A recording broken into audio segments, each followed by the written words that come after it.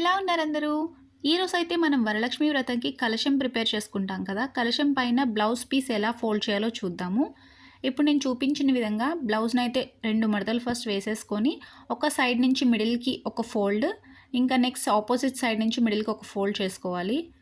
And నేను చూపించిన విధంగా ఇలా కార్నర్ నుంచి కార్నర్‌కి ఇట్లా ట్రయాంగిల్ షేప్‌లో ఫోల్డ్ చేసుకుంటూ వెళ్ళాలి.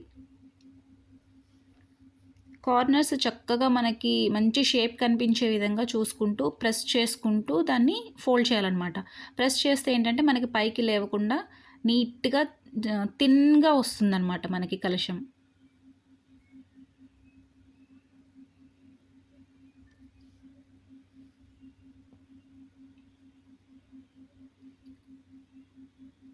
ఈ విధంగా అయితే ప్రతి ఫోల్డ్‌కి మనం కార్నర్స్ చూసుకుంటూ చక్కగా నీట్‌గా ప్రెస్ చేసుకుంటూ వెళ్ళాలి. అండ్ లాస్ట్‌కొచ్చిన తర్వాత మనకి కొంచెం పార్ట్ మిగిలిపోతుంది కదా! దానిని మనం మధ్యలోకి ఇలాగా నేను చూపించిన విధంగా దాన్ని నీట్‌గా దాని లోపలికి పంపించేయాలి.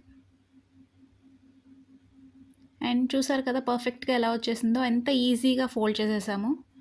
వీడియో నచ్చితే like, share and subscribe guys.